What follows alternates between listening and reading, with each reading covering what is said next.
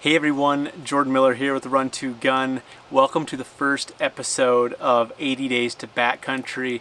Now, a lot of you probably already follow my channel if you're watching this. If you're new, Run to Gun has been around for about 8 years. Now, this year, doing something different as I'm going through the rest of my summer, preparing for the hunting season.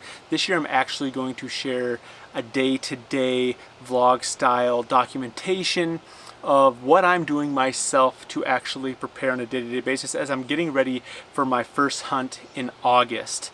Now in the past you've seen how we train via our episodes that air on TV or our films that air on YouTube and TV, and you're getting just a little bit of taste on only like 8 to 15 workouts that I do in the summer versus this is going to be the last 80-ish days, about 80 days going into my first hunt. Now, my first hunt a little different this year than what it's been in the past. I usually draw a New Mexico tag of some sorts. I've been really lucky over the last 7 years and I've drawn 3 elk tags. I've drawn 3 Barbary sheep tags, I've drawn oryx tags, I've drawn deer tags. I've drawn a lot of different things down in New Mexico. This year was the first year in 7 years that I didn't draw anything. I was really bummed out, but I just had this feeling that something else was coming along. Lo and behold, Nevada results came out here about a week and a half, 2 weeks ago. And they came out, at midnight, 1 o'clock. I wasn't going to stay up because I wasn't going to draw anything in Nevada. I've only been applying for minimal years, and but I always throw in for some of the better units, that are kind of swinging for the fences. That way, if you happen to draw, sometimes you connect and you get to hunt early. Well, that's what happened to me. I woke up at about 5 a.m. to go train some clients. I checked my email quick and I saw green and I'm like, what the heck is this? And I look and it just so happens that I drew a Nevada antelope tag. So I'm really stoked. I couldn't believe it. I was not supposed to draw that tag for a long time. The odds of drawing that tag were 1.2% for last year when I was applying. That's what they were. Now I kept scrolling down because I apply for every species in Nevada that I can, and I have another green, and I'm like, what the heck? And I scroll and I drew an early archery elk tag in Nevada. A tag that I shouldn't have drawn for another 20 or 30 years. Very well easily I had a 1.5% chance of drawing that tag. Now these seasons overlap, which is very convenient for me, and they're only a couple, 180, 200 miles apart from each other. So I can go down in one trip and hunt both, but my main focus being this archery elk hunt. I'm really going to be in the backcountry, one of my first hunts that I'm probably going to go solo on. Might have a buddy come with me if it works out for him, but as of right now I am training and preparing for this to be a solo hunt on my own. So I'm really excited for that challenge. Definitely going to be a physically challenging hunt as well. This area that I drew, I can definitely get up in some remote area, one of the most remote wildernesses in the country when it comes to visitors visiting that area. So I can really get out there and hopefully not see a lot of traffic and enjoy some great elk hunting. There is some really good elk in this unit. So I'm excited to get down there for this challenge and see if I can get it done again with my bow and get another elk. So today was day number 1. I'm going to throw it off here for you guys. You get a little look at my training and what I did today. Feel free to follow along. I'll also link this up on run2gun.com so you can actually see and lay it out and see it laid out on what I did for my training today.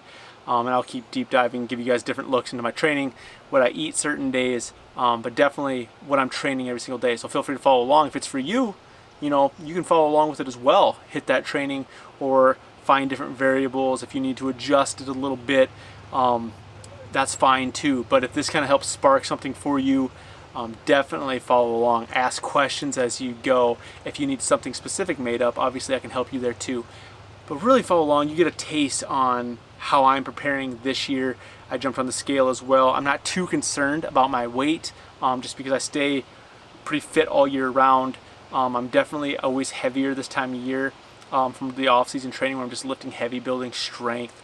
And so I'm expecting, I did jump on, I can't remember if it was like 125.8 or 125.10 or 126.10. I have it right here. I videoed it. it was somewhere around that 126 range. I do expect that to go down. I'm not concerned about it, but I do expect it to drop, and I would like to be a little bit lighter for this hunt coming up, especially in with the rigors of my training over these next 80 days. I'm totally expecting that to drop. I'll probably see 215. I might even see a little less than that here in 80 days. We'll find out, but I'm not too concerned. I really focus my training on performance, and that comes by fueling yourself with food. So I'll give you guys a little taste as we go along with that too. But welcome to the very first episode of 80 Days of Backcountry. This should be a fun little journal documentation for you guys to follow along, and for myself as well, for the 2020 hunting season. I'm really excited for this. This Nevada hunt's going to be maybe one of the most epic hunts I've ever been on, especially since I'm going about it a little differently. I'm going alone most likely, or maybe a buddy, but I am preparing to do this as if I'm going by myself. So it's going to be a new challenge. I am really excited. Let's get fit. Check out the work I did today. Here we go.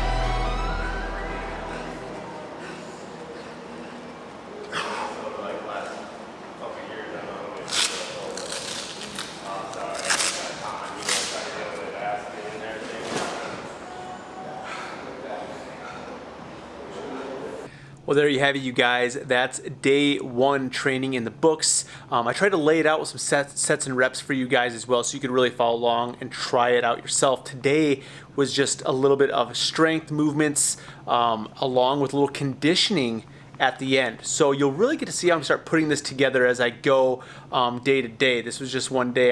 Didn't have a lot of time. This was a really fast workout, really intense. Just go fast, go hard, and get out of there.